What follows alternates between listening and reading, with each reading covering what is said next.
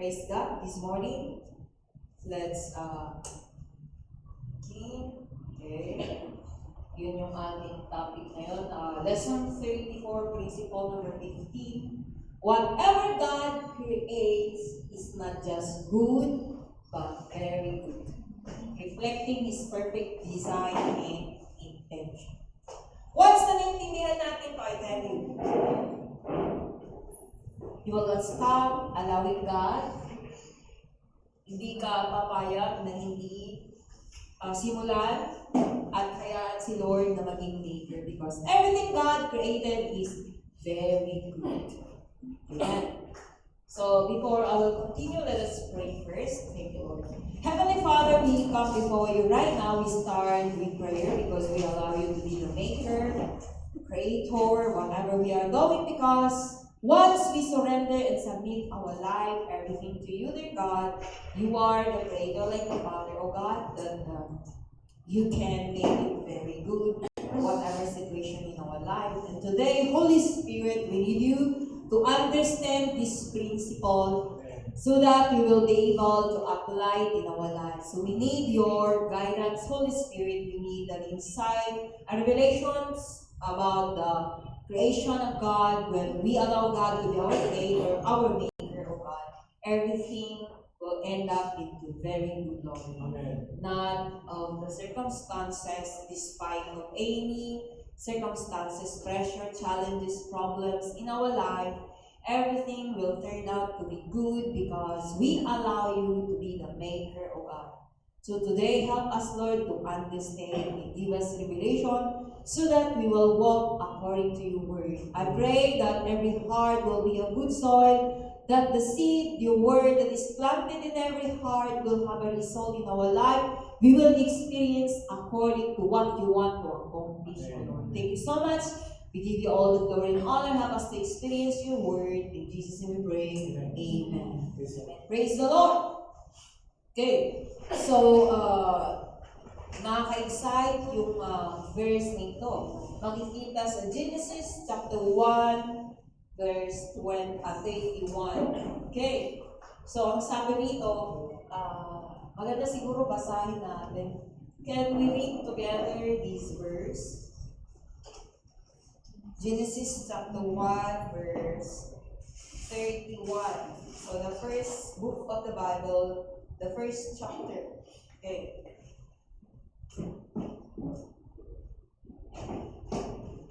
So, ang sabi dyan, Genesis 1:31, sabay-sabay nating basahin, go.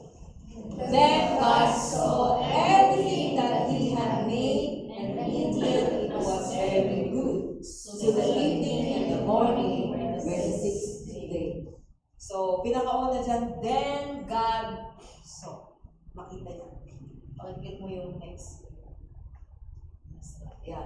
Whatever God made is very good. Ano man ang nilikha ni God is very good. And once we understand this verse, kasi doon sa chapter 1, very clear. Lahat nakita niya. So pagkatapos ni God nag-create, lumikha, nakita niya yung kanyang nilikha. Everything. Not some, not only few, but everything. Ano yung very good na ginawa ni Lord? Some or everything? Everything. Pero ang sabi niya, and God saw. Yung una. Ibig sabihin, nung nakita niya, it means, when you see things in the lens of God, everything will be very good. Amen. Amen. Yes. Yung ibig sabihin nun. Pag tignan mo mga bagay-bagay, ayon sa pananaw ng Diyos, everything will be very good. Ano pa? Kapag siya ang lumikha, siya yung maker, siya yung nag-umpisa, expect mo yan, it will be very good. Kapag si Lord ang maker ng buhay mo, it will be very good. If God is the creator of your child, of your children, it will be very good. Pero hindi ibig sabihin na very good, walang walang unpleasant circumstances. I'm not talking about that.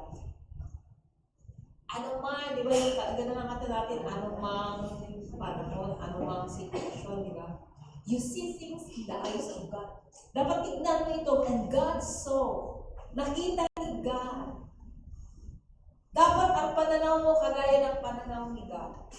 Ang perspective mo kagaya ng kanyang perspective. Kasi kapag hindi, negatibo makikita natin. Ano? Sa dami-dami ng mga magagandang bagay, puro lang negatibo, nakaka-stress kaya yun. Hindi masaya pag gano'n.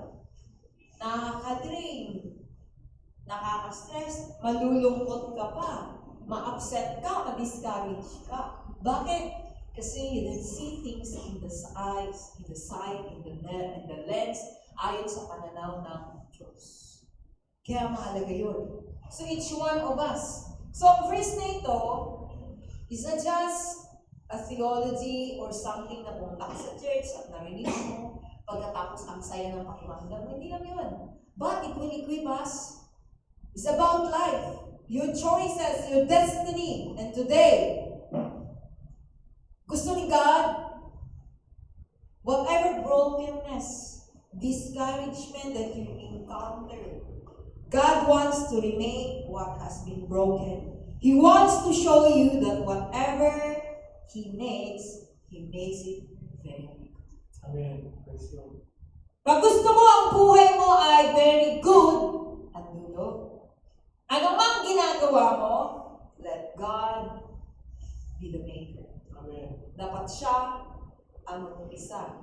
So this verse declares a profound truth. Everything God created was not just perfect. In a world clouded by brokenness, disappointment, and tears, one question continues to haunt humanity. Why does life feel so far from good? Yet from the very beginning, God's declaration over His creation was not just good, it was very good. Not okay, not sufficient, not acceptable, but very good. Hindi sakto lang. Kamusta buhay? Sakto lang. Medyo lang. Okay lang. Hindi ganun ginawa ni God. It's not okay lang, it's not sakto lang, but very good. Here, yun yung ating sinasabi lagi. Kumusta ang buhay? Sakto lang, kagaya ng dati. Kumusta business? May konting, kita mo, di ba? But when God created something, He is the maker, it will be very good. So dito, ang sinasabi, emphasize is very good. So, it is in the Bible. And God saw that everything He created was very good. Ibig sabihin, kapag siya ang gumawa, pag siya ang maker, sigurado expect mo everything will be very good. But I'm not talking about the circumstances you are experiencing. Kundi yung plano niya, ang ginagawa niya is for your own good. Para sa iyong ikabubuti. Okay, are you following? So, introduction.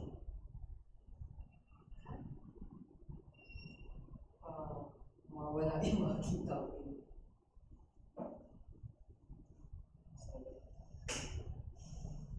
Okay.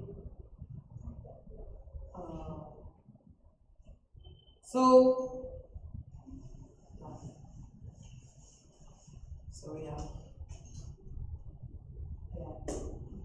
Ayan kanina. So, this verse, sabi ko kanina, is everything God created was not just good, but very good. Ito yung susi. Sabi ko kanina, ulitin ko, sabi sa verse, everything God and God saw. Yun ang pisa ng verse, di ba? At nakita ni God. Everything He created was very good. So, ulitin ko yung mga bagay-bagay na nangyayari sa buhay mo, tignan mo ito ayon sa pananaw ng Diyos, hindi ayon sa iyong pananaw. Kasi kung tignan mo ang mga bagay-bagay ayon sa iyong pananaw, it will not be very good. Sakto lang. Medyo lang. yung sagot mo. But, if you see things in the eyes of God, pag tinanong ka, kumusta ka? Very good. Everything is very good. Why? Because you see things in the eyes of God. Why? His ways are higher than our ways. His thoughts are higher than our thoughts. Paulit-ulit natin narinig yun.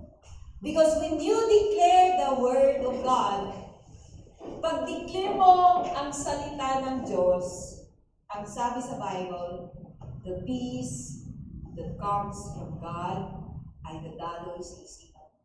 Is in the mind. Starts in the mind. So everything God created was very good. So ibig sabihin, tignan mo sa perspective ni God. So tignan mo kayo sa kanyang pananaw, hindi sa iyong pananaw. Hindi kung ano yung nakikita mo. And you'll begin to see the beauty, the purpose, the value, kung ano yung kanyang ginawa.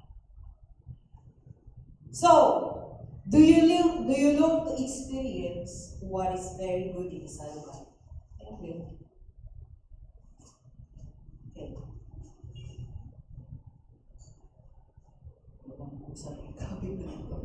Now, sabi dito, as long as God is the one doing the creating, the result will always be great.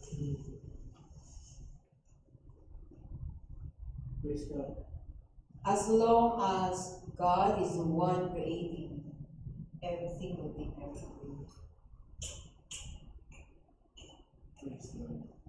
Ang nakikita niyo sa buhay niyo, is it very good? Ano yung nararanasan niyo ngayon? Is it very good? Ano nararanasan niyo? Yung nakikita sa palibot, ibalik lang yung yan. So, di ba? Disappointment, chaos, brokenness. Sa palibot natin, sa nangyayari, is it very good? Very good ba nakikita nyo? Hindi. What happened? What changed? The answer is simple. God was removed from the equation. Nawala si God sa scene. So kung si Lord ang author, it is filled with life, order, and meaning. But when humanity detours and disconnect from God, ibig sabihin walang paalam si God, hindi siya yung umpisa sa buhay mo. Hindi siya umpisa sa araw mo. When you start your day without praying, it means He is not the maker of your day. That's why it's very important to begin your day with prayer. Diba? Last Sunday, begin with God. Starts, life begins with God. Starts with God. Because you are here on earth because of God. So therefore, we must start from Him. So you start your day with God. When you start your day with God, it means you allow Him to be the maker of your life. The maker of your day. When you start a relationship that God started, it means that relationship will become very good. Pero kapag wala sa sin si God, if God is out of the equation, if God is out of your day, if God is out of your transaction, if God is out of your project, therefore it will not be very good. It may be very good in your sight for temporary moment, but at the end, it will be very good. So begin your day with God. Di nawawala dapat si God sa equation. This message is not just a teaching or naririnig nyo. Dapat ay pwedeng ito magbago. It's about your life, your choice, your destiny. At ulitin ko, sabi ko kanina na God wants to remake what has been broken sa buhay natin. Are we broken? All of us are broken. Yes.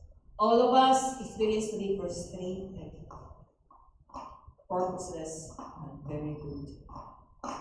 But today, God wants each one of us na bumalik sa Kanya. Begin whatever you are doing, begin it with God. Start it with God. paano? Submit, surrender. Kasi everything God created was not just good, but very good. Not some things that we think, as long as God is the one doing the creating. Ay kanina, pinasa natin. As long as God is the one doing the creating, the result will always be very good. But, di ba many times, nagkaplano tayo, hindi kasali si God. Tapos kung nagka-problema tayo, sinisisi natin si God. Lord, bakit ganito? Lord, bakit ganito? Bakit ganito ang nararanasan ko? Bakit ito yung aming nangyayari? Bakit ganito yung aming sitwasyon? Ask yourself, did I start this with God? Did I submit my life to God? Siya ba ang nag-isip nito? Siya ba ang nag-umpisa nito? Whatever you started alone, God will not sustain it, God will not bless it, God will not protect you. Because He is out of the situation. Kaya dapat tayo mag-submit tayo. Let us begin and start with God. So, napakaganda yung ating last time, the life begins with God. But this morning, ito pag-ibig. Every human being should allow God make their life so that everything will be very good. Ibig sabihin, i-allow mo na si God ang maker sa buhay mo. Bakit? Ano mangyayari if God is the maker of your life? Ano yung una? Diyan. Everything God made was proven na nasa Bible. Lahat na ginawa ni God ay very good. Wala siyang ginawa. Kasi everything sabi nun sa verse, di ba? In the beginning, God created the heavens and the earth. It was Genesis 1:1. But in Genesis 1:31, after He created everything, God saw. Nakita niya. Everything He created was very good. So ang susi doon, tignan mo mga bagay-bagay ayon sa pananaw ng Diyos. Because everything He created was very good. Natapos niya na ang ilikha. Very good. Siyang gumawa. Siyang lumikha. Ano yung next verse yun? Okay, so ayan. Then God saw everything that He had made, and indeed it was good. First base. Lahat na, remember creation and creating and making is different. Create out of nothing. When He made, kung ano nag-i-exist, ginawa niya. Ang create, wala. As in, wala out of nothing. He just spoke. Everything came into being. Kaya muna everything, in the beginning, He created the heavens and the earth. And the first day, spoke. Ibig sabihin, nagsalita siya. Nag-create muna siya bago siya nag-made. When He created us, when God made us, dalawa, ibig sabihin, out what He has created. Kasi itong katawan nito ay galing sa lupa. So, He made our body. Kasi out from the ground na kung saan nilikha niya na. Okay. Are you here? Yes. Dahil maintindihan natin yun. Maker. When you allow Him to be your maker, ibig sabihin mayroon na nilikha. Amen. But you can remake. Kung ano yung nag-i-exist, pwede niyang i-turn into good. Not just good, but very good. Because we allow Him to be the maker. Not just a creator, but maker. So, ano ibig sabihin ng very good? Very good means perfect. Perfect. In His sight, not in our sight. Whole, buo, walang kulang, walang lapis, walang kulang. Suited, ibig sabihin perfect. Suited sa sitwasyon, anumang sitwasyon. Complete. Ibig sabihin, kompleto ka nung nilikha ka ni God. Hindi tao ang kompleto sa'yo. That's right. Kaya huwag mo sabihin sa girlfriend mo, boyfriend mo, asawa mo, yung complete na yun. Because you can never be completed. You'll never be complete without God. Amen. Fulfilling its purpose without defect or repair. Pag sinabi mo pa ng very good, nagpa-function according sa kanyang purpose. Pag isang bagay hindi nag-function according sa kanyang purpose, it means that's not very good. So if your life is not functioning according to His design, according to His purpose, then your life is not very good. So it also refers to the people, places, purposes, and plans that God set into motion according to His purpose. If everything in your life is functioning according to His purpose, then your life is very good. Are you here? Yes. Kaya babasa ako sa Amos yata. Nasa Amos na. Hosea, Joel, Amos. Sabi ni God, marami na akong pinadala na that I allow, pinintulutan niya to happen in their life, kung ano nang naranasan ng mga Israelites, to remind them, to wake them up, pero they continue. So, ibig sabihin, nagmatigas sila. Now, in our life also, if something happens, ano man ang nangyayari sa buhay natin, always reflect what is happening, what have you done, if ever you walking in the purpose or not. Naglalakad ka ba ayon sa kanyang layunin?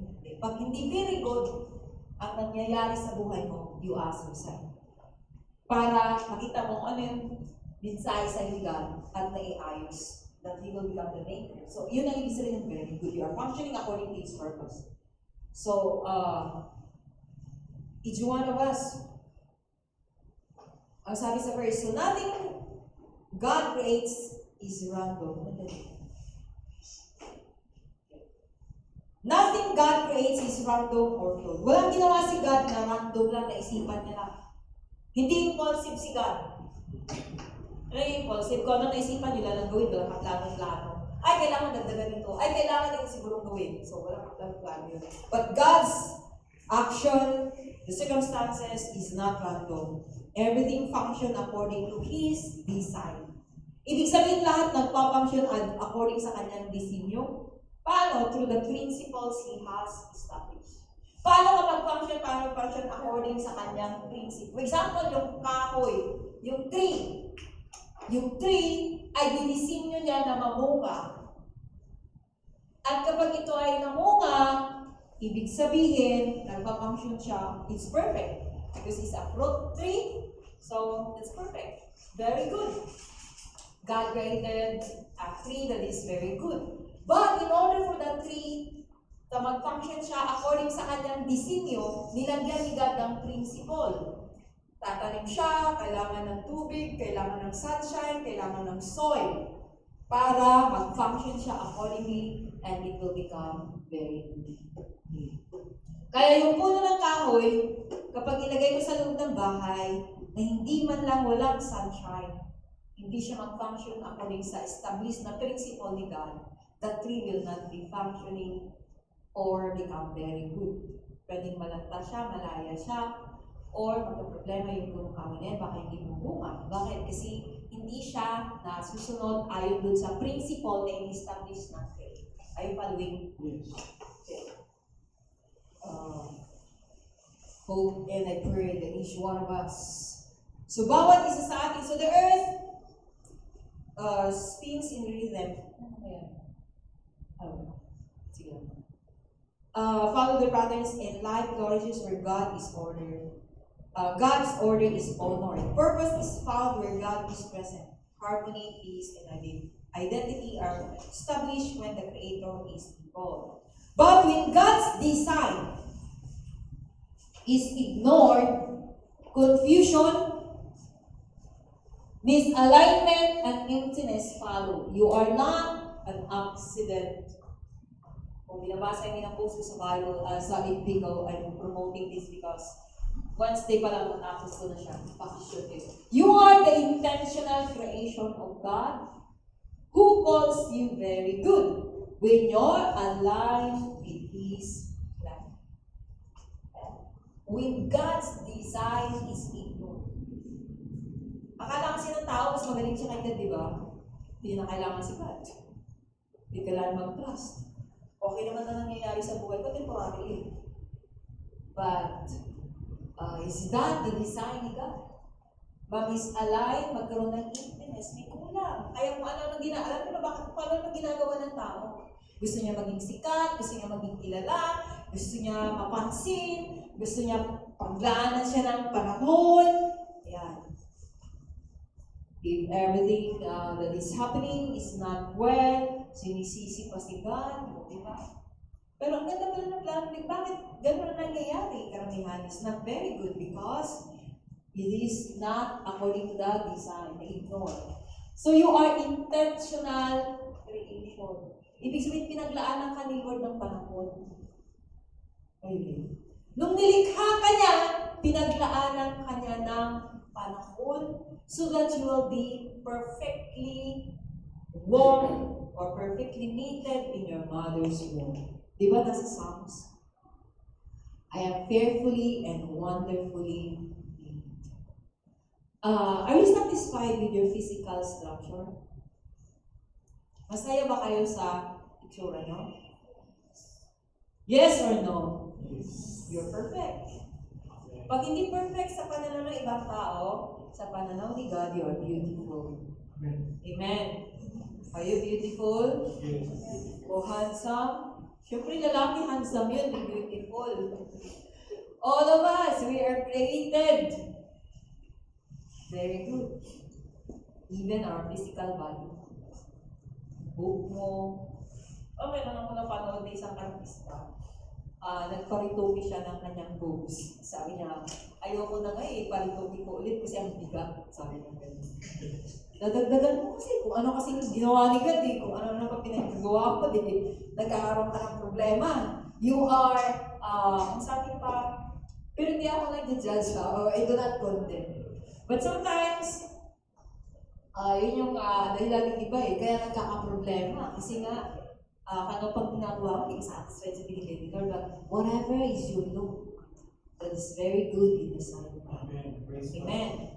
Gwapo ka, gwapa ka. Maganda ka, pugi ka. Wala ginawa si God na pangit. Kaya sabi ni Andre, umanap ka ng pangit. Wala kang makitang pangit. Everything is very good. Amen! Amen. Praise God. Okay, so next, naman. So, an example dito si Adam. Everything is very good. Napakaganda ang lahat. So, but I just want to clear myself. Pag sinabi natin very good, pero sinabi ko na ito kanina, in life, it means you feel good.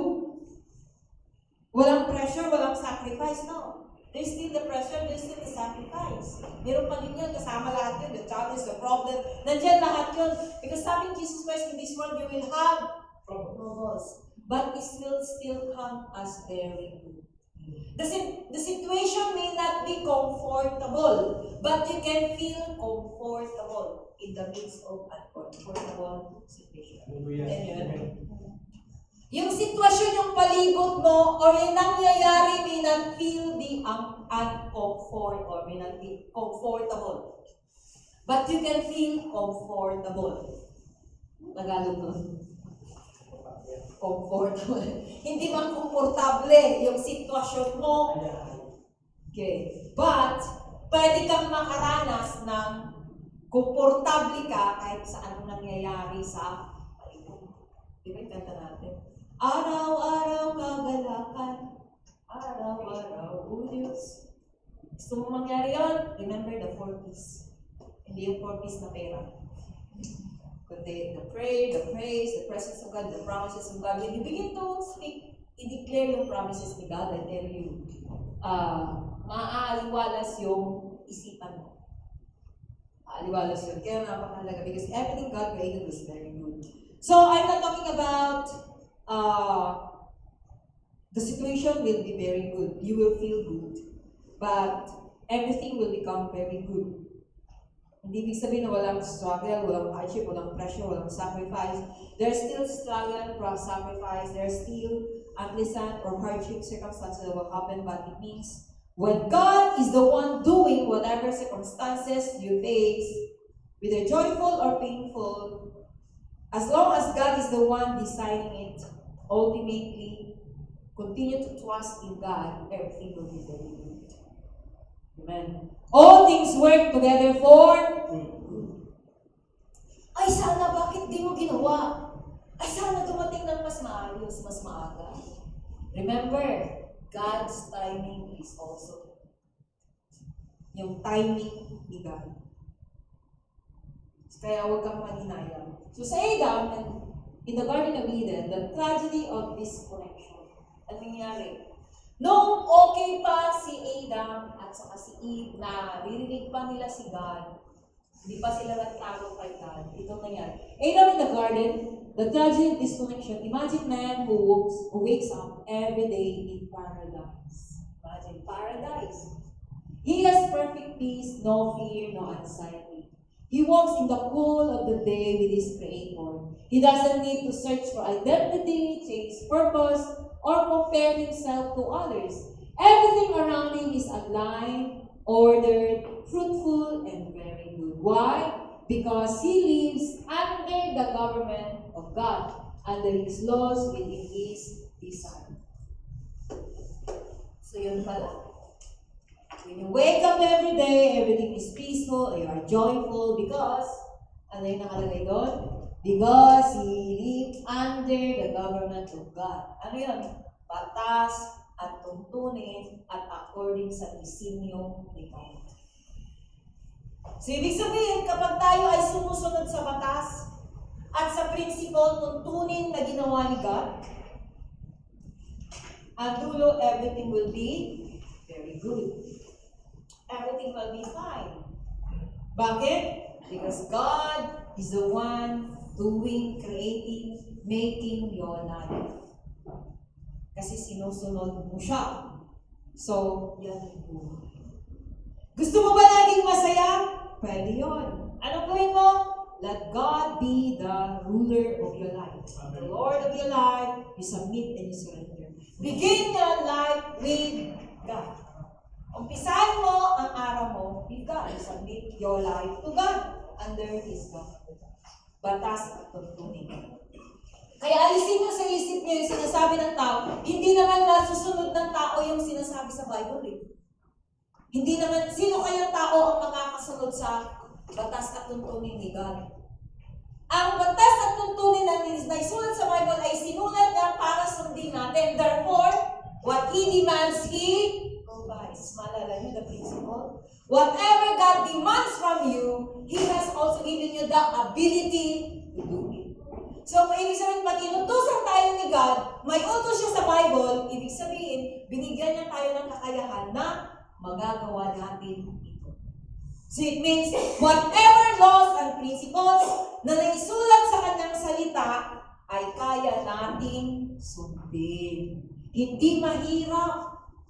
Kaya sabi sa Psalms, sabi ni David, I delight to obey your precepts. Sabi niya, masaya ako.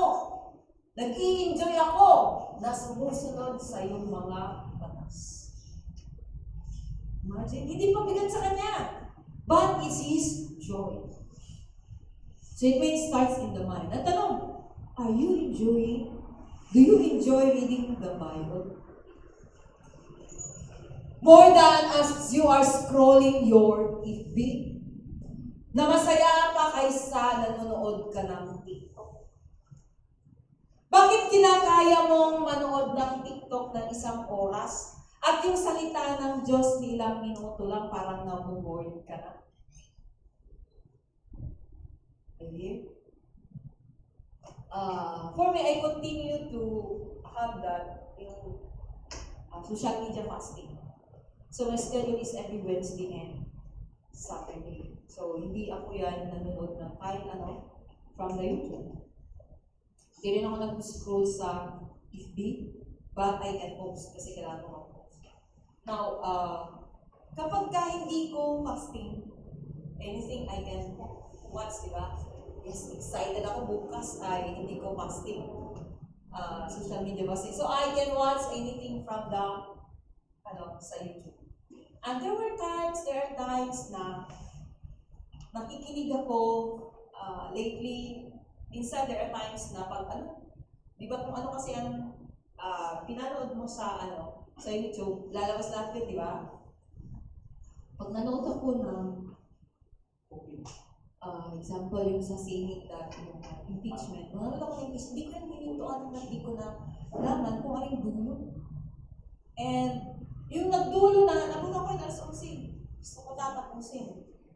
Hindi ko maintindihan yung mga word nila minsan. But I go to the Google, ibig sabihin ng remand. So, babasahin ko, ito pala yung remand. Parang naintindihan ko, di ba? And, lalabas lahat yun. Puro ganda naman. So, ang iniwasan ko ay, minsan there are times na kapag nanood ka ng vlogger na kasi as much as possible, gusto ko yung manood is the live na doon mismo sa Senado o kaya sa Kongreso, yung one ko. Kasi kung mga vlogger lang dyan, minsan ay nadadala ka. And when you know that, when you continue, kapag ka nanood ka, sabay-sabay doon, di ba? Sabay-sabay. At kapag sinusunod-sunod mo na binabasa o pinapakinggan, na-stir up yung emotion mo. Yeah. Parang magagalit ka. Tapos minsan magbabasa pa ako ng mga quotes, oo, gano'n. Minsan nadadala ka sa emotion mo. Kaya minsan parang magsasabi, ay Lord, sorry. All things work together, I mean, this scrolling. All things work together, so babalik ako sa akin pa sa katinuan. So, dun sana. Kasi nadadala ka sa emotion.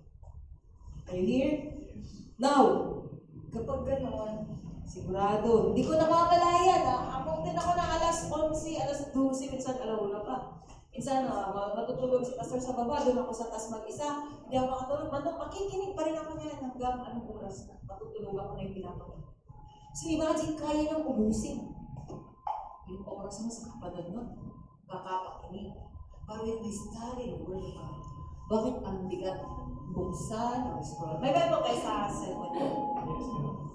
Sometimes, buksan ko yung Bible ko nandito sa iPad ko kasi minsan matitem ka pa, di ba? But when you are focused, say, Lord, start your day, I begin my day with God. Yan.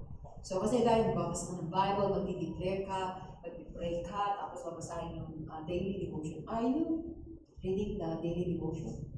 Yes. Sa GC? Praise God.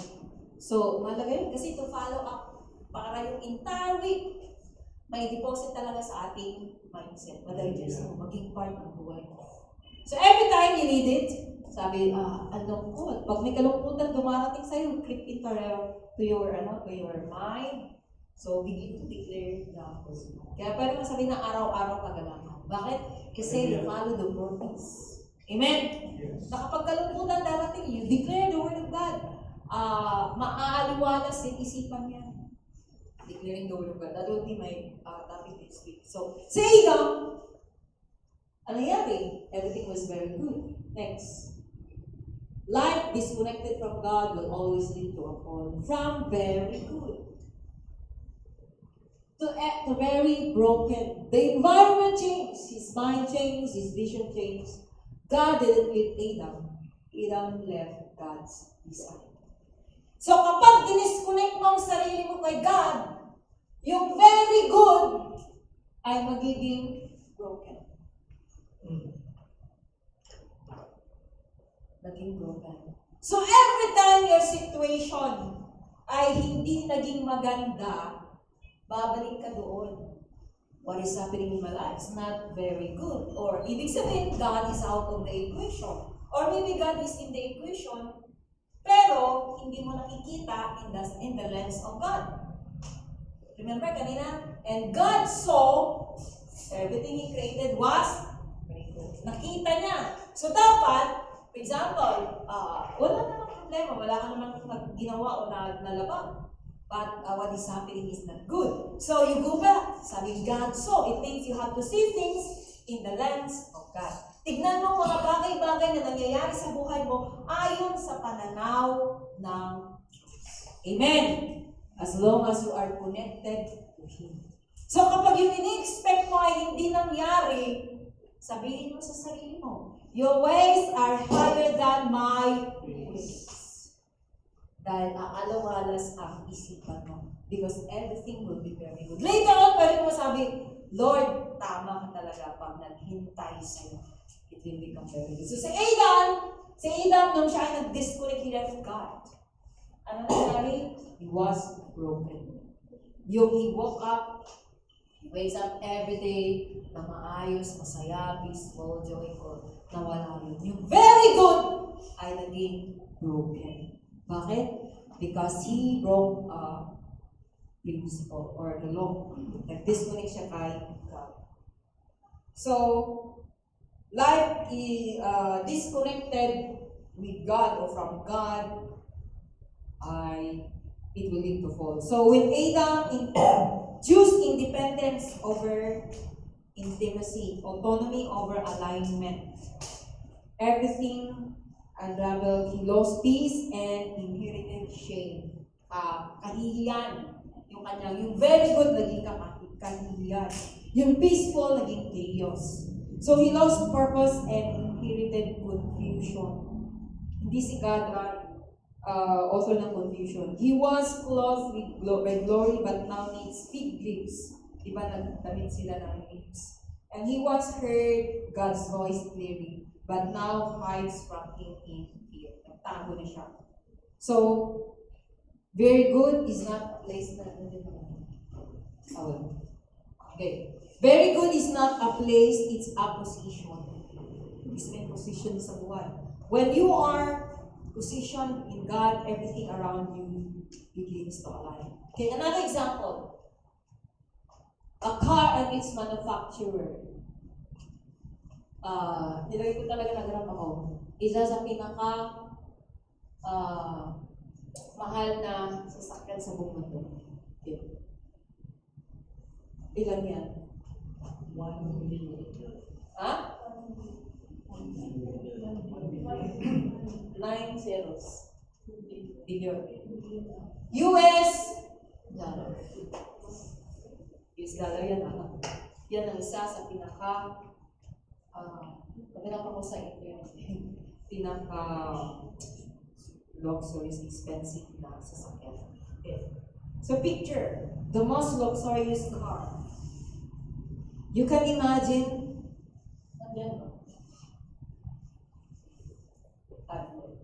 sige lang, pakinggan nyo. Imagine, yan yung car. Okay. Sleek design, gleaming metal, precision engineering. It was built by master craftsmen. Siyempre, nila, product nila. Who knows every bolt? Alam nila every bolt, every war, every function, alam nila. Kasi kaya kapag may sasakyan ko or anything na meron ka, mas maganda yung authorized kasi alam nila yung mga parts. Huwag ka dun sa hindi authorized. Sabi mo, ay, dito ako kasi mas mura. Mas mura nga siya, hindi naman siya authorized. Hindi niya alam kung anong kinakalikot niya dun sa gadget mo. Lalo pa nasira. Okay. So it was built by master craftsmen who used the bolt, the wire, every function alam niya. The manual explains everything. May manual din. What kind of fuel it needs, how to maintain it, when to rest it, and how to maximize its potential. So, ganun. Bilis siya. Maayos siya. So, it doesn't matter how beautiful it looks if it doesn't function as it was designed. Gano'n ang kaganda ang sasakyan na yan kapag hindi siya nag-function ayon sa disenyo. Ano kayo mangyayari? So this is what happens to a life outside of God's manual. Yung buhay natin di ayon sa manual. You might look fine on the outside. Nakadress ka na maayos, nakangiti ka, with all the coloration na meron ka. Pero, you are not functioning according to the design of God. It means you are not functioning according to the very good na sinasabi ng God. So you have a good job, you have a good image, you have a good reputation. But if your soul is filled with the wrong fuel, ano yun? Kagaya ng sasakyan na ito. Ang ganda, di ba? The most expensive. Sasabihin mo, nagmahal na yun ng gasolina. Di ba? Mahal. So, ito na lang gagamitin ko, tubig na lang. Kasi sabi nila, mayroon naman ngayong may sasakyan na, tubig na gagamitin. So, tubig ginamit. Pag-function ba siya, maayos ba siya? then pwede sila. Our life is like that. Ang buhay natin ay pwedeng ganyan. Ang ganda mo, nakagamit ka ng maayos, nakakolorete ka, may singsing ka, naka-makeup ka, you look beautiful. But outside God's manual, you must look, ibig sabihin, yan yung itsura mo. You have a good job, good image, good reputation, scholar ka, nag-exam ka sa klase. But if your soul is filled with wrong fluid, ano yung wrong fluid? Bitterness, disobedience, hatred, pride, then enmity. Eventually, you will break down. So depression, confusion, addiction, insecurity. Maraming mga tao insecure. Why are you insecure? Kasi hindi mo alam kung anong meron ka, anong galing meron ka. Maliit ang paningin mo kapag nakasama ka sa mga matatalino, nakasama mo yung mga kilala, paningin mo sa sarili mo, ganito lang. Why? Because we fail to know what's the value in us. Ano bang nilagay sa iyo? You possess a gift, a God-class gift, potential na walang kapariho, ikaw lang ang meron. And it is very true. Amen? Yun ang meron ka. Nilagay nila. Kung si Lord, creator nila, ikaw creator mo na sila. Kung nakikita mo very good yung kanilang ginagawa, ikaw mayroon ka din. Kaya pwede mo lang magsabihin, sana all. Meron ka din. Find out your own. You have your own. So, yun ang mangyayari. So, you'll break down depression, confusion. So, being beautiful isn't enough if you're not functioning according sa disenyo ni God. You're not operating to your full, and if the manufacturer doesn't maintain it, it's just a matter of time before the engine ceases. Pwedeng masira. Kagaya nito, kapag kanilagyan mo ng tubig sa unay, okay lang, okay naman, wala nang problema. Sabi mo siguro, for example, pero hindi yan tapatan. Next, another example, ito. This one happens to a life outside of God's manual. You might look ito pala, fine, and a good job, good image, good reputation, but if your soul is filled with the wrong fuel, bitterness instead of grace, lust instead of love, pride instead of humility, eventually you break down. Depression, confusion, addiction, insecurity, they're all signs that the soul was not meant to run without God. Bakit? Kapag ang tao naging mayabang na, the moment, I don't know if you experience, kapag gumapang yung yabang sa puso natin, hindi ka nagsasalita, pero alam mo yung tinatawag nila na, humble pride. Ayan. Yun ang mahirap. Akala mo, okay ka lang. Di ba yung the wrong deception, the worst deception na pwede mo maranasan ay, you are faithful in what you are doing, you are dedicated in what you are doing. Alam mo yan yung destiny mo, pero para mali. So, yun yung tinatawag ng humble pride. Wow, ang ganda mo. Galing mo naman. Hindi naman. Pero sa isip, tinatawag ng humble. Ganun ba kayo? Hindi naman. So, pag in-appreciate kayo, how do you feel? What do you feel? Siyempre, ako yan. Oh. To God be the glory. Siyempre, si Lord yan eh. Sometimes, sabi ni Pastor ay, nag-uusap kami, or sometimes papasok doon sa argument. Pag papasok doon, minsan sasabihan mo siya, bakit ka na-intimidate sa akin? Kasi ikaw na magaling, ikaw na ganito. Sabi ko, hindi ko sinasabing magaling ako, hindi ko sinasabing ganito. Nitikiluso lang ako, ganito lang talaga ako. Kasi, pero hindi ko iniisip yun na magaling ako, hindi ko iniisip na mas matalino ako sa'yo, hindi ko iniisip na mas okay ako kay sa'yo. Wala akong isip na gano'n. Never in my mind. So, this also humble pride.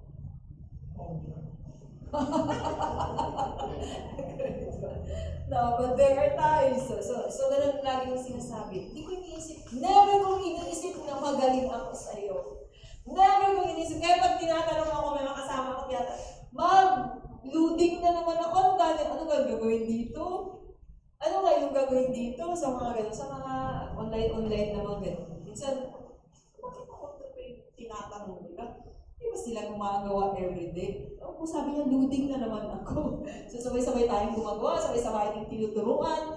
So, siguro sa akin lang, sabi ko sa kanya, sa akin lang, pasalamat lang ako sa akin, siguro yung memory ko ay, mas, kumbaga, hindi nakakalimot. At minsan sa pakikinig, attentive ka na nakikinig. Hindi mo inisip, ay, ang hirap yan. Paano yan? So, every one of us, matalino ang bawat isa sa atin. Kailangan mo lang makinig ng maayos at yung memory, nalimutan mo lang. So, when you, pride creep into our minds at hindi natin namalayan, pwedeng itong mangyari sa atin. Kasi inaako mo na yung glory, hindi na si God. Remember, everything that is happening in our life, when we allow God to be the creator, everything will be, to be the maker, everything will be very good. So tandaan mo, God is the maker, He is the Father. Amen! Kapag naging maayos ang sitwasyon mo, remember, it's not you, it's God. Amen? It is not you, it is God. So huwag mo hayaan na yung pride ay pumasok sa isipan mo. Like the pattern. So ito yun. For example, na failure or hindi maganda yung nangyayari sa buhay mo o nararanasan mo. The potter and the clay, broken or made again. It's your choice. If you are broken, nakita mo, buhay mo na-discourage ka or sometimes na-disgrol ka sa ikdi, nakita mo na yung mga classmate mo, mga kaibigan mo, mga kilala mo, kung saan na napunta, kung ano na naabot nila. So nakikita mo, there are times, nag-self-pity ka or nakikita mo na-compare yung sarili mo. Your brokenness is not the end. Can you hear? Yes. Your failure is not the end. Pag failure ka or INC ka or anything na nangyari sa grade mo or sa buhay mo, your brokenness is not the end. It's the beginning of being made into something very good. Hallelujah. Amen!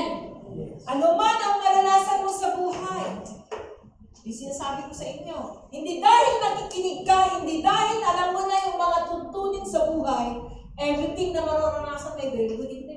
Iaalam ni Lord, anumang panahon, anumang sitwasyon. Alam ni Lord yun. Babalik ka lang para malaman mo kung paano gamitin yung principle na natutunan mo. Okay? Kaya nga nilalatagan tayo every Sunday, meron tayong principle na natututunan. Paano mo yung gamitin sa everyday? Amen. When anxiety strikes you, you pull out the principle na natutunan mo na nasa isip. Gamitin mo lang. Don't blame God. Because God has laid out everything. This is the beginning. Allow God to be your maker again. Di ba clay lang siya? Nag-umpisa yan. Nakakita na ba? Sino na dito nakakita literal na tagagawa ng pot? Wala pa. Okay. So in our place in Mindanao, mayroong lugar doon, barangay, na yan yung kanilang ginagawa. And yung asawa ng pinsan ko ay, ako yung dinadala niya lagi. So pumupunta kami doon sa isang pagawaan ng nila. Yun yung pinakamalaking pagawaan ng pot. And nag-umpisa yan sa nawalang forma. Nakita ko kung paano nila ginagawa. Una, babasahin nila, yung clay na yan, tapos aalisin yung lahat ng mga dumi. Tapos minamasa din nila yan. Walang forma, walang alitsura. But once na hinawakan na ng pattern, di ba, wala pang forma, hanggang umiikot, kung ano man ang gusto nilang gawin, magiging maayos siya. Pero hanggang hindi ginalaw ng pattern, hindi siya magagawa ayon sa disenyo ng pattern. Once the clay is on the clay, at hinawakan ng pattern, magiging maganda ang disenyo. Kahit hindi pa nakita sa una, expect mo talaga na at the end maging maganda ang. It's just our life. Para tayong isang clay na kung saan when we allow God to be the potter of our life, the maker of our life, expect mo talaga maging maganda ang kanilang. Amen? Just like the clay in the hands of His Father.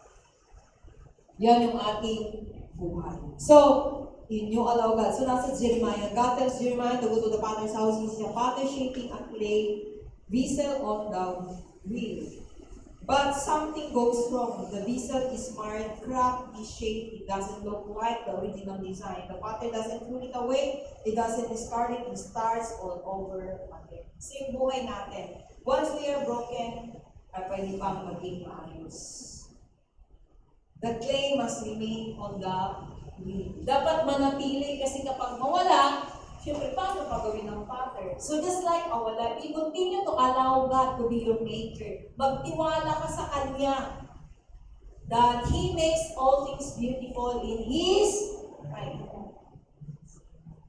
His ways are higher than ways. All things work together for good. So yun, huwag makalimutan niyo lagi yung i-declare ng mga verses. So, yun. Because okay, dalawa lang yan, don't worry. So, will you allow God to be the maker of your life? Gusto mo ba na si God ang maging maker ng buhay mo? I tell you, everything will be very good. So, Adam's life with God is your source, everything aligns. When you disconnect, even paradise becomes pain. Luxury car, outward success is useless, and inwardly you're broken. Without the Creator's manual, your soul malfunction.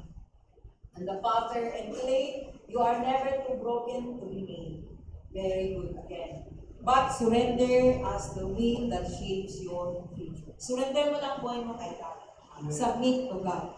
Everything will become very good. Amen. Pangalawa, dalawa lang to. Everything God did not make is not very good. Anumang bagay na hindi si God ang gumawa. Paano nga?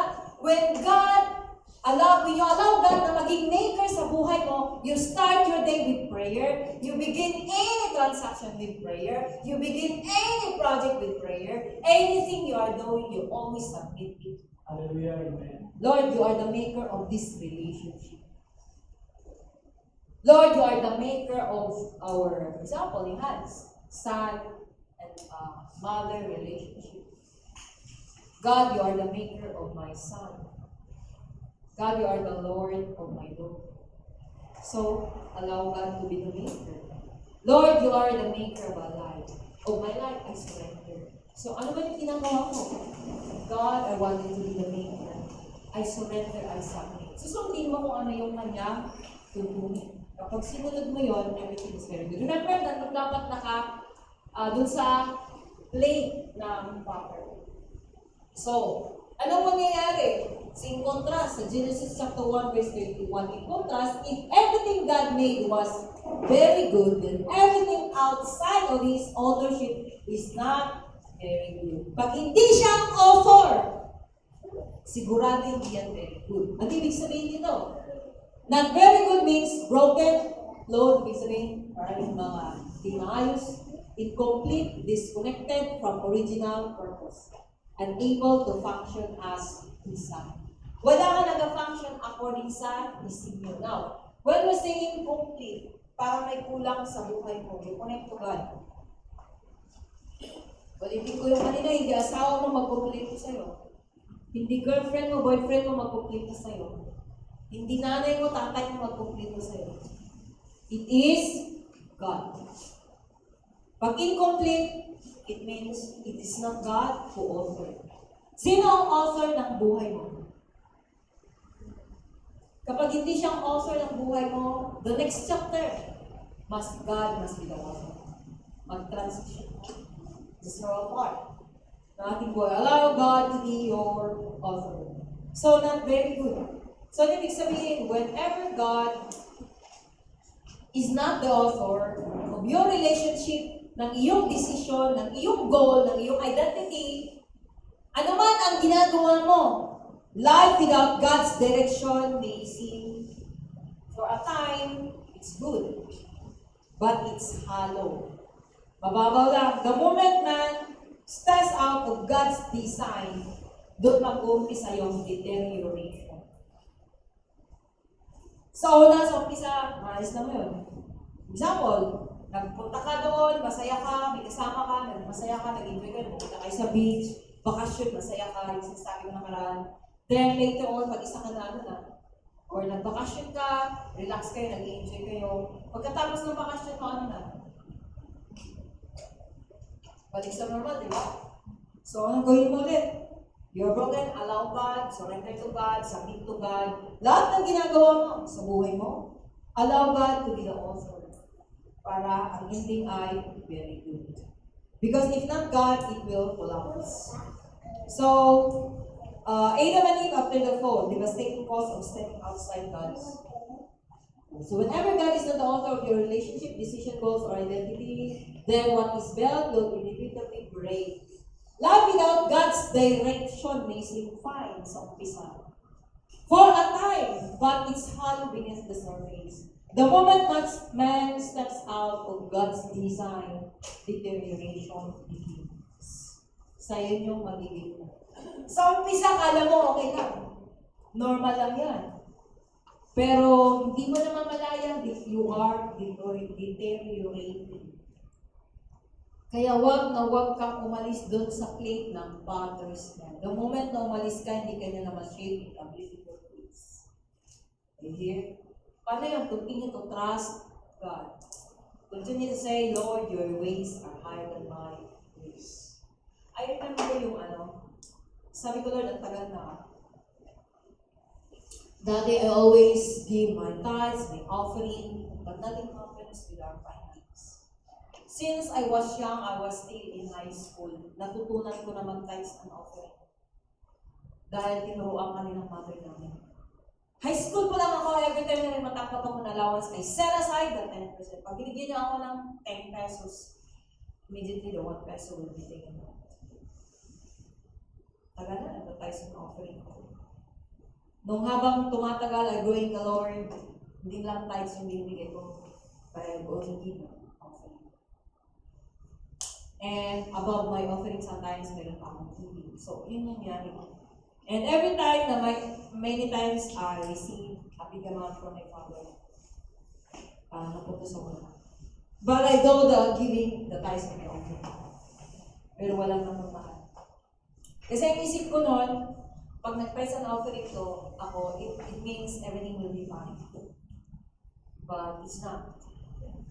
It's not. God has to teach me a lesson.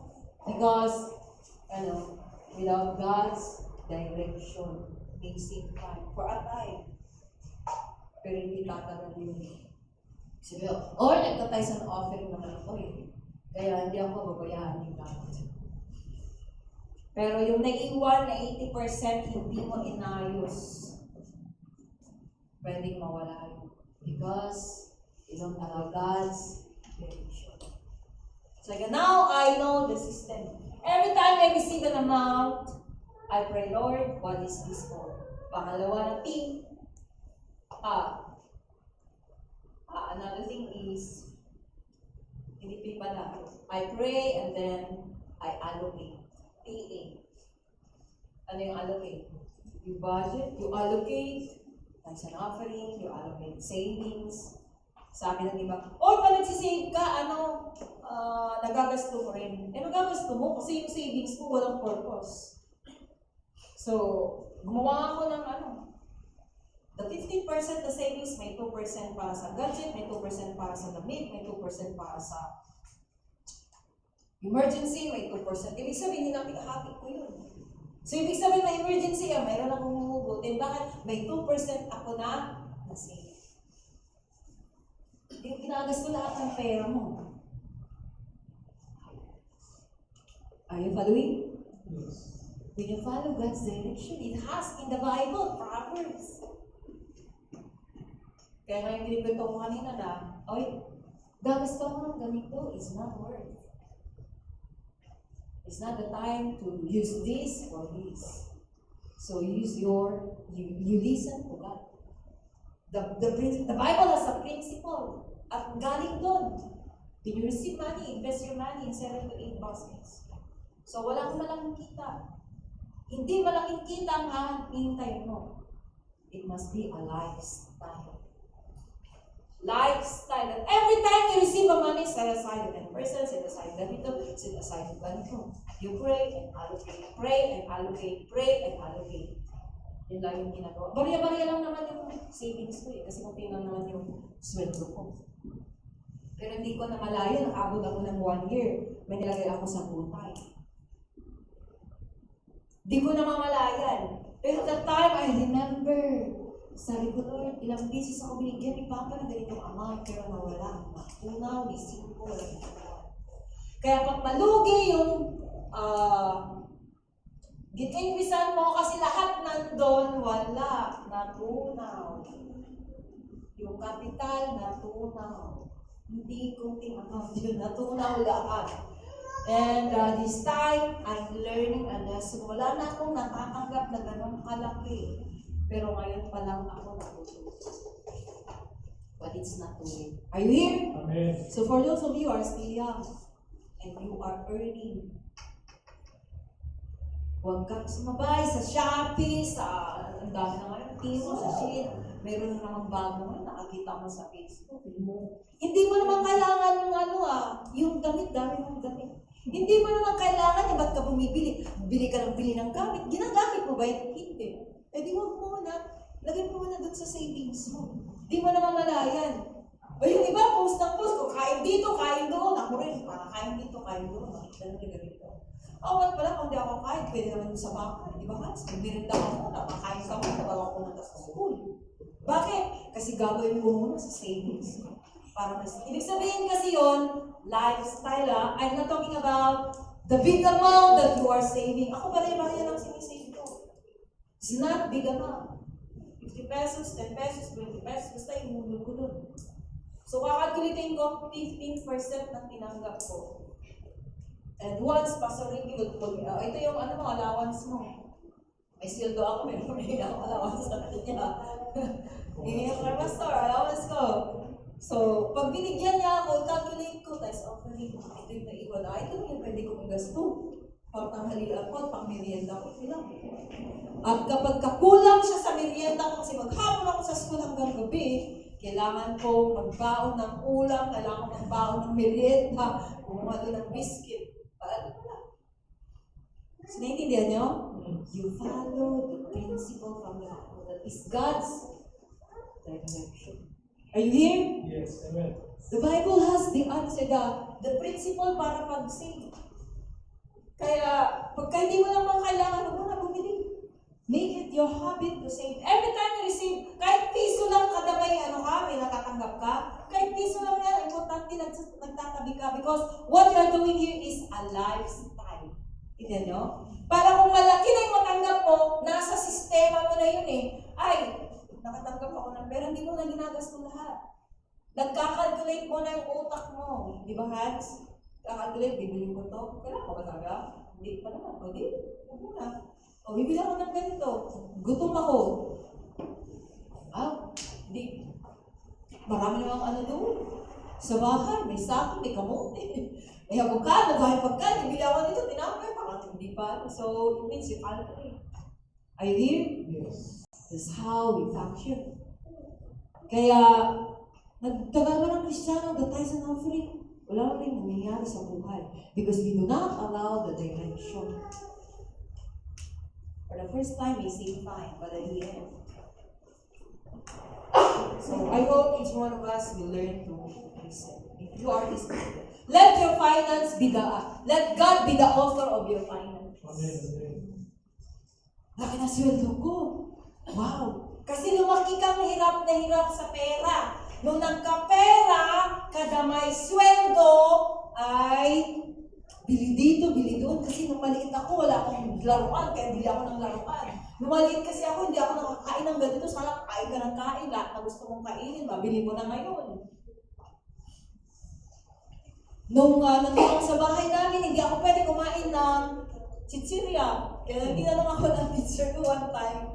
Sabi niya, nakagraduate ka na. Someday makagraduate ka ng college. Anong una mong gagawin sa sweldo ko? Ang sabi ko sa teacher ko, bibili ako lahat na klase ng chichirya. Alam mo bakit? Kasi yun ang bawal sa bahay namin. Hindi sabihin, hindi kami pwedeng kumain ng ganito, ng ganon. So, ay di na. Pero nakita ko, hindi pala maganda. So, kasi ganun, kung ano yung kinuha, karamihan gano'n. Nung maliit sila, hindi nakaranas mag-birthday. Kaya nung nagkapera na, hala, grabe, bonggang birthday. Isip, di ba? Kailangan ko doon mag-graduate ako, binigyan ako ng, kailangan ko mag-rent ng tuga. Bibigyan naman ako. Naghanap ako ng pinakamurang tuga. Araw talaga ng graduation, naiyak tuloy ako sa tuga ko. Kasi parang ordinaryo na. So, sobrang kaparimot. Kasi pwede ko pa pag-save na ganito, pwede ka pang ganito, di ba? But, don't, you follow the direction of God. Let God be the author of your finance. Amen. Next. Hallelujah.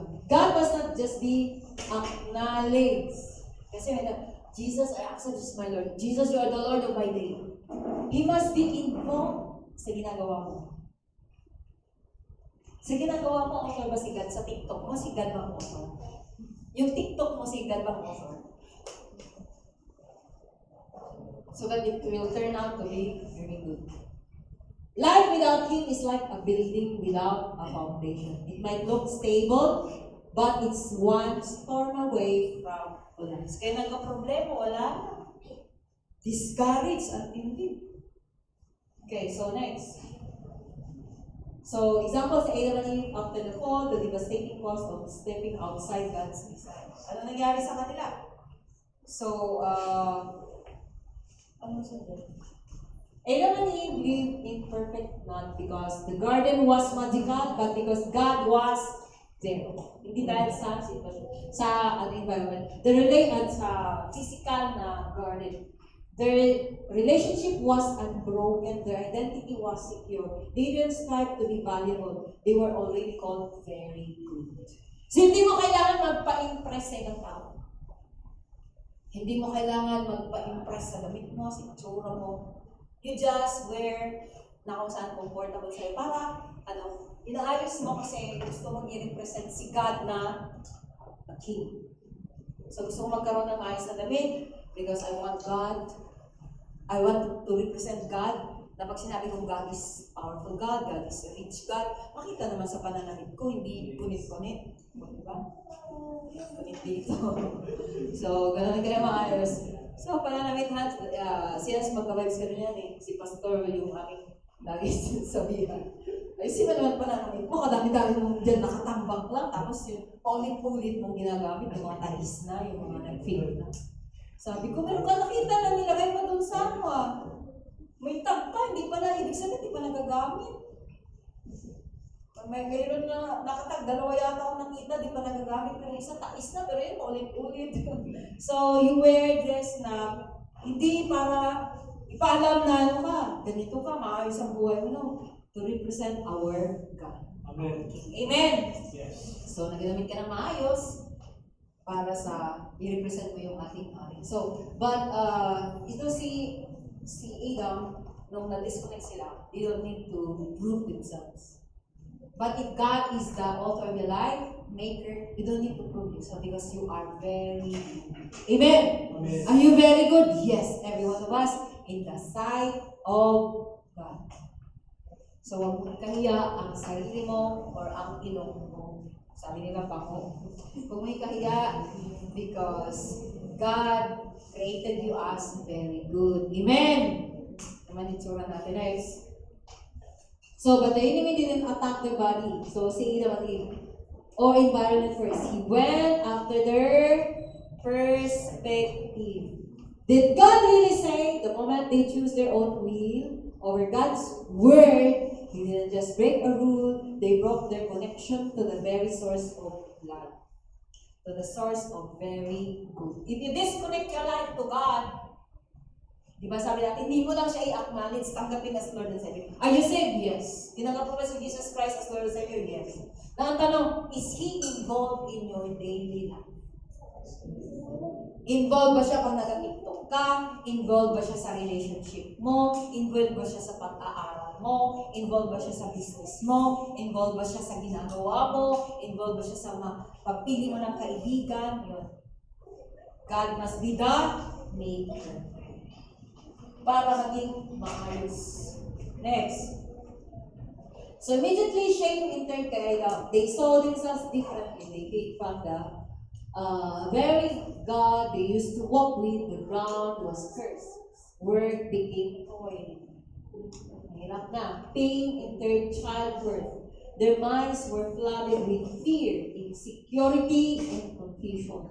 They were still alive but not truly living. Maraming taong buhay pero hindi namumuhay. Ano yun?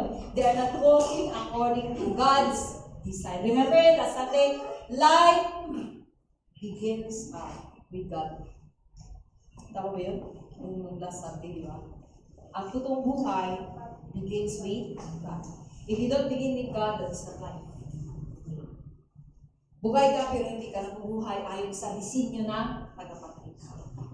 So it must be aligned to the design of the Creator. So when you step out of God's order, you step into this order. When you step out of God's order, you step into this order. Alam mo yun? Alam mo to. Pag labas sa equation si God, you don't begin your day with God. You don't allow God to be the Lord of your life. Hindi siya involved sa mga ginagawa mo. You are stepping into this order. When you reject God's design, you embrace dysfunction. Yun ang ginagawa mo. Kapag hindi mo pinapansin si God, wala si Lord sa equation sa buhay mo, hindi siya involved sa lahat ng pinaggagawa mo, hindi siya involved sa relationship mo, hindi siya involved sa goal mo, hindi siya involved sa project mo, hindi siya involved sa araw-araw mo ginagawa, hindi siya involved sa business mo, hindi siya involved sa decision mo, wala siya doon sa decision mo, huli ka na lang, then you are stepping, embracing the dysfunction life. Dysfunction life. Okay, okay, time na tayo. This is the tragic irony of sin. It promises freedom, but delivers slavery.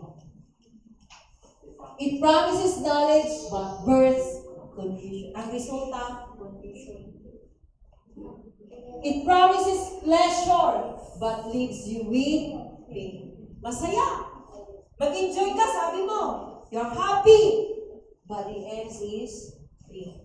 Para yung mga nag-iinuman, pagkatas kinabukasan ay pain. That is a false happy or false joy. Temporary lang yun. Hindi yun pang-matagal. Ang ini-offer ni God ay pang-matagal. It is the source of joy. Remember the formula. Next. Every time you make a decision without God, every relationship, career, move, or internal belief, you risk repeating the fall. Life outside of God's jurisdiction. Wala ka kung sa payo pa, wala ka doon sa jurisdiction ni God. Life outside of God's jurisdiction is not freedom. It's a prison with no walls, but locks. So, marami tao gano'n. Nag-enjoy ka, pero hindi totoong kagalakan because after that, there's pain. Knowledge, akala mo, pero atin pala, hindi. So next example is the Tower of Babel with man builds without God, it all falls apart. Sabi ng mga tao lang sa Tower of Babel, gagawa tayo ng tower na kung saan makikilala tayo. Maging famous tayo. Pangarap ko maging isang singer para kilala ko. Marami akong pera. Pangarap ko maging kilala sa mundo, maging politiko. Para nandun ako sa pangarap. Ako. Wala si God. Ito nangyari sa Tower of Babel. When people unite together, kapag nag-unite sila, nagkaisa sila, sigurado may mangyayaring maganda. And there's a principle. Pag nagkaisa kayo, kahit outside si God sa equation. But, the moment na papunta na kayo doon, God will come down. Amen. Yan nangyari. To confuse them because they are making not for God, but for themselves. Para sa sarili. You are designed to function for God. To help others, hindi para sa sarili mo. If you are building something para sa sarili mo lang, para sa ambition mo lang, para sa selfish ambition mo lang, then everything will fall apart later on. Pwedeng mawalang saysay. Lahat ng sacrifices mo, lahat ng ginawa mo, tingnan mo yung mga bahay na ang ganda-ganda ng bahay na yan, dumaan ang earthquake. Pinaghirapan niya yung kanyang sasakyan to the point, wala siyang time kay God. Ito lang ang buhay niya, napunda niya. Dumating ang baha, nasira si sasakyan. So, pwede mawala yun, di ba? So, whatever you build, whatever you do, if God is not the maker, everything will be it will fall apart. Kagaya nung sa garden of, the Tower of Babel. Next. They said, "Come, let us build a city and a tower whose top reaches the heavens. Let us make a name for ourselves." Sabi na.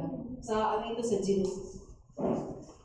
Do you hear that? It's not let us glorify God, let us glorify our Ako yan, magaling ako. Ako yan, akong gumawa niyan. Matalino ako. First honor ako sa klase. With highest honor ako. Walang makakatalo sa akin, ako lang pinakamatalino. Walang tatalo. So, pag naging ganun yung attitude natin, remember, whatever you have, binigay sa inyo Lord yan ng talino. Ano mang talento, binigay sa inyo Lord yan. Because that will be used according to His purpose. Amen. Next. They had technology, unity, and ambition. Sabi ko kanina, pag-unite. But what they lacked was divine direction. They were building without the architect. Capital A, that is God. They were constructing greatness without God. If you are aiming for greatness without God, wala doon si God, di doon si God, then everything will fall apart later. Temporary lang yan. Next. So what man tries to build greatness apart from God, God Himself will dismantle it. Si Lord yan. Padala ng earthquake, padala ng pinapaintulutan yung baha. Nangyari. You can have vision, strategy, and momentum, but if God didn't start it, He won't finish it. Di ba may sa Bible? He who began the good work in you will be faithful to finish. As long as nandun ka sa plane, sa matter, allow God to hold you. Huwag kang aalis dyan. Because in the end, it will be very good. Amen. Next. So, how many of us are building towers in our lives? Career. Papatunayan mo kasi sa pamilya natin, ako talaga ang magtataas. Ako ang ayos na rin kami. Ako ang aangat, magpapaangat ng financial situation. So, how many of us are building towers in our lives, careers, ministries, families, not for His name, but ours? And when it falls apart, we wonder why. It's because anything not founded on God's presence will collapse under the weight of His absence. Wala si God eh. Okay, next. A life without a compass, lost in motion, empty in progress. Ito yun, the last example. You've been chasing success without guidance. Love without peace. Kasi hanap ka ng attention. Peace without surrender. Now, you're exhausted.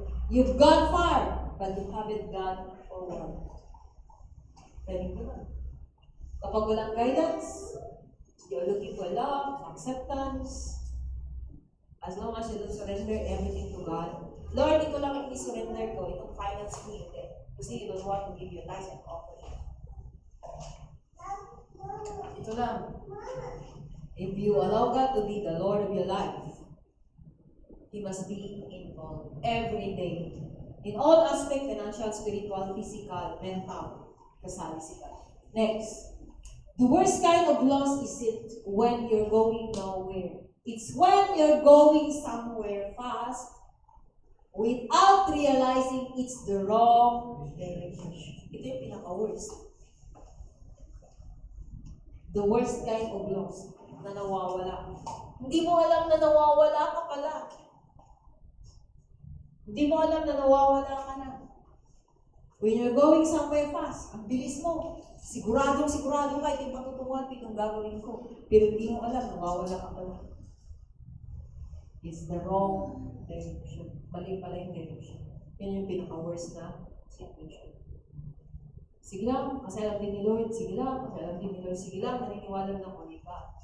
But the question is, are you following the laws and principles? Okay, next.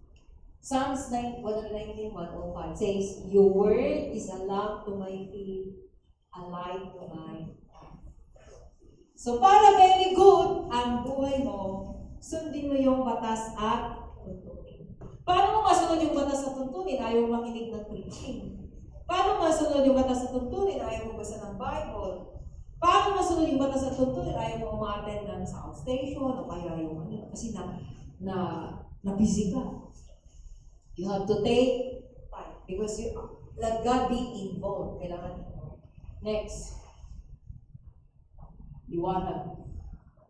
So, ito yung illustration mo kanina. Adam and Eve, sin disconnects you from the source of life. Ano? Disobedience always brings disorder even if it feels right for a moment. Kahit tama ka sa umpisa. Tower of Babel, ambition without submission leads to destruction. Yung ambition mo, hindi kasali si God. Hindi siya involved. Para lang sa sarili mo. If God didn't start it, He won't sustain it. Kaya nag-struggle ka. Maghanap kung saan-saan because God will not sustain it. Life without purpose, movement without direction is just exhaustion. Ibig sabihin, pagod ka na. You are burned out. You need divine direction more than human determination. Kahit gaano ka pa determinado kung hindi si God ang maker niyan, you will feel exhausted. Ma-burn out ka, mapagod ka. Ang worst pa, yung iba nagpapakamatay. Pag nagkaroon ka ng discouragement, depression, you go back to the promises of God in your life. Yes. Doon ka sa pangako ni God. Next. Identify areas of your life where God is not involved. Is it your relationship? Boyfriend, girlfriend? Kaibigan? Is it your career? Yung career mo ba, pinatakagan ba yung binisig ni God? Or God is God, the author, the maker? Thought life, yung thoughts mo. So ask yourself, did God make this or did I? Si Lord ba kumuha niya o ikaw? If God didn't author it, it can't be very good. No matter how appealing it looks. So ano gawin mo? Surrender what man made and invite God to remake it in His image and likeness. Lord, I surrender my life. Be my maker. Remake my life. Next. Ask yourself, what part of my life has God truly made? Anong bahagi ng buhay mo na si God talagang author? Career mo, relationship mo, pag-aaral mo, family mo? Is God the author of your family? Is God the author of your relationship? Is God the maker? Next. What part did I take into my own hands?